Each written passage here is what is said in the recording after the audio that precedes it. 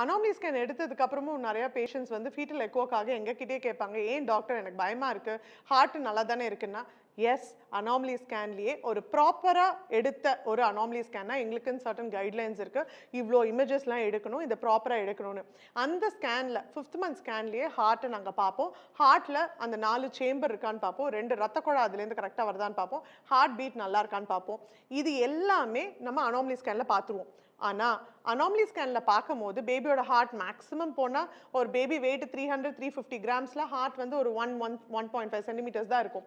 அதுல நம்ம பார்க்கும்போது இது எல்லாமே பார்த்தாலும் கூட ஒரு 3-4 வாரம்க்கு அப்புறம் சம்டைம்ஸ் பார்க்கும்போது ஹார்ட் இன்னும் கொஞ்சம் சைஸ் பெருசாகும்போது தெரிய வாய்ப்பு இருக்கு. சரி, பின்ன எக்கோ நம்ம எதுக்காக எடுக்கிறோம் டாக்டர்னா, எக்கோல நம்ம பிளட் ஃப்ளோவும் சேர்த்து பார்ப்போம்.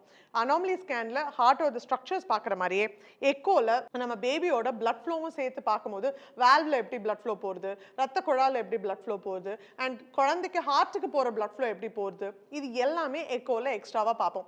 எல்லாருக்குமே எக்கோ ரெக்கமெண்ட் பண்ணோம் நாட் ரியலி, பட் ஆனா சர்டன் இண்டிகேஷன்ஸ் ரொம்ப ஸ்பெசிஃபிக்கா இருக்கு. ஒன்னு, அம்மாக்கு டயபெட்டிஸ் இருந்தா. ரெண்டாவது, அம்மாவோட எடை கொஞ்சம் கூடுதலா இருந்து சப்போஸ் ஹார்ட் கிளியரா தெரியல, பேசிக் செக்ஷன்ஸ்லாம் எடுத்துட்டோம் ஆனா இன்னும் டீடைல்டா பார்க்கணும் அப்படின்னா கூப்பிடுவோம். மூணாவது ட்வின்ஸ். நாலாவது ஐவிஎஃப் இல்லைன்னா எதான அசிஸ்டட் மெத்தட் ஆஃப் ரீப்ரொடக்ஷன், நம்ம இப்போ எதான கன்சீவ் ஆகுது நேச்சுரல் இல்லாம மெடிசன்ஸோ இல்லைன்னா ஐவிஎஃப்ல கன்சீவ் ஆகிறாங்கன்னா, இல்ல அஞ்சாவது அம்மாக்கு எதான ஹார்ட் ப்ராப்ளம் சின்ன வயசுல இருக்கு, இல்ல ஆறாவது ஒரு ஃபர்ஸ்ட் குழந்தை பிறந்தோ இல்ல 2 குழந்தை முன்னாடி இருக்கும்போது அவங்களுக்கு எதான ஹார்ட் ப்ராப்ளம் இருக்கு அப்படின்னா இதெல்லாம் தான் சர்டன் இண்டிகேஷன்ஸ்.